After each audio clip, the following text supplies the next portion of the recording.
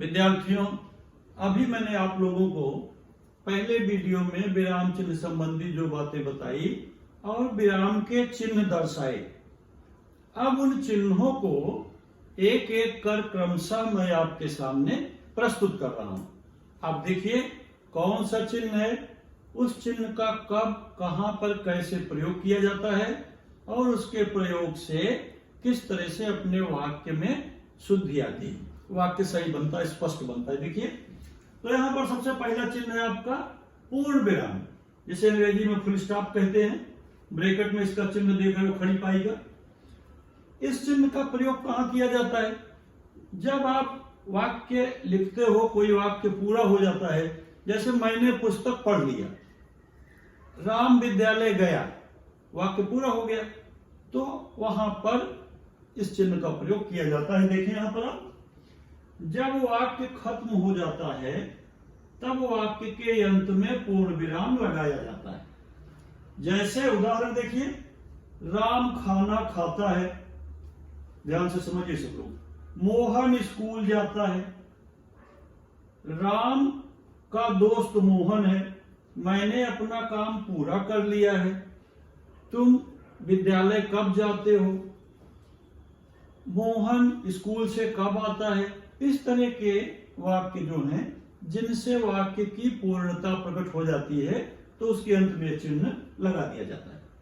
दूसरा चिन्ह है विद्यार्थियों अल्प विराम, इसे अंग्रेजी में कॉमा कहते हैं, एक सिंगल कॉमा, अल्प विराम। देखिए जैसे वाक्य से ही पता चलता है, अल्प माने थोड़ा, यानी वाक्य को लिखते पढ़ते समय जहां हमें थोड़े समय के लिए रुकना हो, अल्प समय के लिए रुकना हो, वहां इस चिन्ह का प्रयोग किया जाता है। देखें कैसे, जहां थोड़ी सी देर रुकना पड़े वहां अल्प विराम चिन्ह का प्रयोग किया जाता है। अर्थात एक से अधिक वस्तुओं को दर्शाने के लिए अल्प विराम चिन्ह, जिसका चिन्ह आप देख रहे हो, लगाया जाता है। जैसे उदाहरण देखें तो आपको समझ में आएगा। राम, सीता, लक्ष्मण और हनुमान, ये सभी भगवान के रूप में पूजे जाते हैं। मैंने भारत में पहाड़, झरने, नदी, खेत, इमारत आदि चीजें देखी थी। तो इस तरह वाक्य में जहां पर हमें अल्प समय के लिए ठहराव लेना हो, रुकना हो, वहां पर इस चिन्ह का प्रयोग किया जाता है।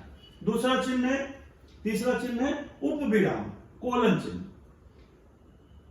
इसकी क्या परिभाषा है देखें, जब किसी शब्द को अलग दर्शाया जाता है, अलग किया जाए कोई शब्द, जब किसी शब्द को अलग से दर्शाया जाता है तो वहां पर उपविराम चिन्ह लगाया जाता है।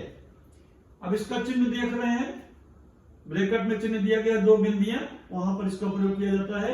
अर्थात जहां पर किसी वस्तु या विषय के बारे में बताया जाए वहां पर उपविराम चिन्ह का प्रयोग किया जाता है। जैसे उदाहरण देखिए, कृष्ण के अनेक नाम, अब उसके आगे चिन्ह लगा है, मोहन, श्याम, मुरली, कान्हा। अभी ये तो अल्प विराम का चिन्ह हो गया आगे, मगर यहां पर जो उपविराम का चिन्ह, उधर ध्यान दीजिए, जो लाल बिंदु से दर्शाया गया है, कृष्ण के अनेक नाम। उदाहरण, राम खाना खाता है, विज्ञान, वरदान या अभिशाप। इस तरह जहां पर दो शब्दों को अलग किया गया हो, वहां पर, या दो वाक्यों को अलग किया गया हो, ऐसे चिन्ह का प्रयोग किया जाता है। अगला चिन्ह देखिए, विस्मयादिबोधक चिन्ह, इसे विस्मय बोधक भी कहते हैं, विस्मय बोधक या विस्मयादिबोधक चिन्ह कहते हैं। यह विस्मयादिबोधक अव्यय है, इसको अंग्रेजी में इंटरजेक्शन कहते हैं। इसका चिन्ह देख रहे हैं, एक खड़ी पाई रहती है, नीचे की ओर उसका पतला पॉइंट रहता है और उसके नीचे एक बिंदु लगी रहती है।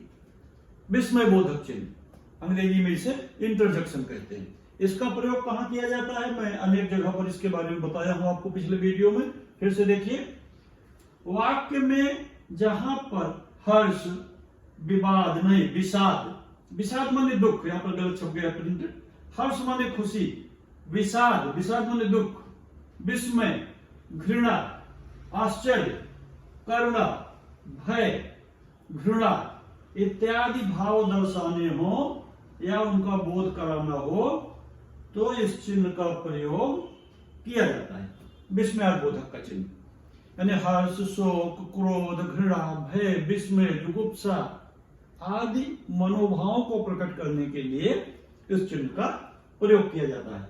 अंग्रेजी में इसे इंटरजेक्शन कहते हैं। उदाहरण देखिए, हाय, आहा, आह, छी, अरे, शाबाश, ये इसके भावों को प्रकट करता है। देखें, हाय, वह मार गया। आह, कितना सुहावना मौसम है। वाह, कितना सुंदर वृक्ष है। बाप रे बाप, इतना बड़ा सांप। छी, कैसी गंदगी जगह है। तो इस तरह के भावों को प्रकट करने के लिए इस चिन्ह का प्रयोग किया जाता है। अगला चिन्ह देखिए, अर्धविराम। अब पूर्ण विराम के बाद अर्धविराम, सेमीकोलन चिन्ह। देख रहे हैं नीचे एक कामा और उसके ऊपर बिंदी लगी है। पूर्ण विराम से कुछ कम किंतु अल्प विराम से अधिक देर तक रुकने के लिए अर्धविराम का प्रयोग किया जाता है। अर्थात पूर्ण विराम से कम किंतु अल्प विराम से अधिक, यानी दोनों के बीच में हमें जितना देर रुकना हो तो वहां पर इस चिन्ह यानी अर्धविराम चिन्ह का प्रयोग किया जाता है। अर्थात एक वाक्य या वाक्यांश के साथ दूसरे वाक्य या वाक्यांश का संबंध बताना हो तो वहां पर अर्धविराम चिन्ह का प्रयोग किया जाता है। जैसे उदाहरण देखिए, सूर्यास्त हो गया। अब यहां पे चिन्ह लगा है। लालिमा का स्थान कालिमा ने ले लिया। कल रविवार है, छुट्टी का दिन है, आराम मिलेगा। सूर्योदय हो गया, चिड़िया चहकने लगी और कमल खिल गए। अब यहां पे देखिए, चिन्ह जहां लगा है वहां पर हमें रुकना है। जहां पर चिन्ह नहीं है वहां हमें एक साथ बोलना है। सूर्योदय हो गया, चिड़िया चहकने लगी और कमल खिल गए। कल रविवार है, छुट्टी का दिन है, आराम मिलेगा। इस तरह वाक्य में अल्प विराम अर्ध विराम चिन्ह का प्रयोग किया जाता है। अगला चिन्ह है प्रश्नवाचक चिन्ह। इसे कोई प्रश्न बोधक भी कहता है, अंग्रेजी में जिसे क्वेश्चन मार्क कहते हैं। इसका चिन्ह देख रहे हो सब लोग, अच्छा टेढ़ा हाशिए के जैसे चिन्ह है, उसके नीचे एक बिंदी लगी है। इसका प्रयोग कहां किया जाता है? वाक्य में जहां पर कोई प्रश्न पूछे गए हो या प्रश्न का भाव प्रकट हो तो वहां पर इस चिन्ह का प्रयोग किया जाता है। देखें, प्रश्नवाचक वाक्य के अंत में प्रश्न सूचक चिन्ह का प्रयोग किया जाता है। अर्थात जब किसी वाक्य में सवाल पूछे जाने का भाव उत्पन्न हो तो उस वाक्य के अंत में प्रश्न चिन्ह का प्रयोग किया जाता है।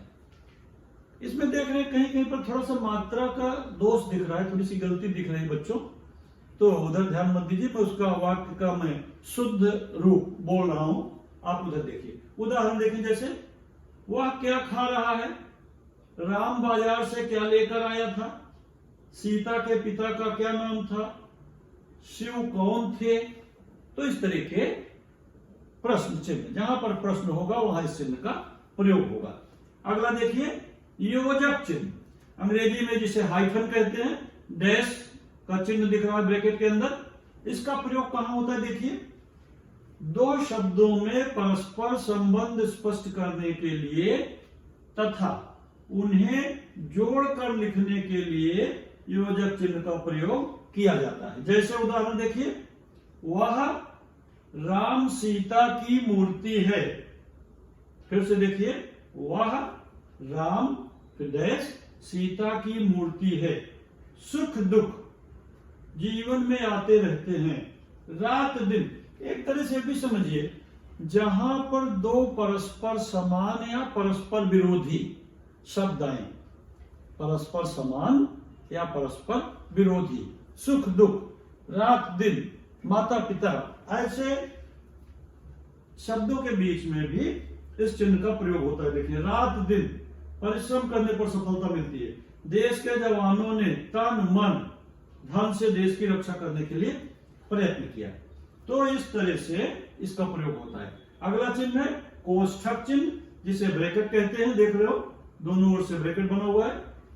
इसका कहां पर प्रयोग किया जाता है बच्चों? देखिए इसकी परिभाषा क्या है। वाक्य के बीच में आए शब्दों अथवा पदों का अर्थ स्पष्ट करने के लिए, शब्दों अथवा पदों का अर्थ स्पष्ट करने के लिए कोष्ठक का प्रयोग किया जाता है, अर्थात कोष्ठक चिन्ह ब्रैकेट का प्रयोग अर्थ को और अधिक स्पष्ट करने के लिए शब्द अथवा वाक्यांश को कोष्ठक के अंदर लिखकर किया जाता है। जैसे उदाहरण देखिए, अध्यापक चिल्लाते हुए निकल जाओ कक्षा से। तो अब उस भाव को प्रकट करने के लिए इस ब्रैकेट का प्रयोग किया गया। फिर से एक बार देखिए, अध्यापक चिल्लाते हुए गुस्से से निकल जाओ कक्षा से। विश्वामित्र क्रोध में कांपते हुए ठहर जा। धर्मराज ब्रैकेट में युधिष्ठिर सत्य और धर्म के संरक्षक थे। तो इस तरह वहां पर विद्यार्थियों ब्रैकेट का प्रयोग किया जाता है, जिसे हिंदी में कोष्ठक कहते हैं, अंग्रेजी में ब्रैकेट कहते हैं। अगला 9वां चिन्ह देखिए, पद लोप चिन्ह ओमेशन कहते हैं इसे। जब वाक्य या अनुच्छेद में कुछ अंश छोड़कर लिखना हो, वाक्य या अनुच्छेद में कुछ अंश छोड़कर लिखने हो, ऐसे डॉट डॉट चिन्ह रहता है अंडरस्टूड वाक्य, तो लोप चिन्ह का प्रयोग किया जाता है। जैसे उदाहरण देखिए, राम ने मोहन को गाली दी। अब आगे वो चिन्ह दिख रहा है, इसका मतलब है कि उसके आगे और भी कथन है, यानी आगे का कथन जो है कैसा है, साइलेंट है। डैश डैश जो बिंदी दिखा रही है, यानी आगे के और भाव अंडरस्टूड वाक्य हैं, साइलेंट दिखाने के लिए इसका प्रयोग किया जाता है। मैं सामान उठा दूंगा पर बिंदी के आगे पूर्ण विराम लगा है, यानी इसके बीच में और वाक्य है, वो वाक्य कैसा है, समझना है, अंडरस्टूड वाक्य। देखिए, मैं घर अवश्य चलूंगा डैश पर तुम्हारे साथ। विद्यार्थियों, इस वीडियो में इतना ही। फिर मैं आपको अगला चिन्ह आगे वीडियो में बताऊंगा। धन्यवाद।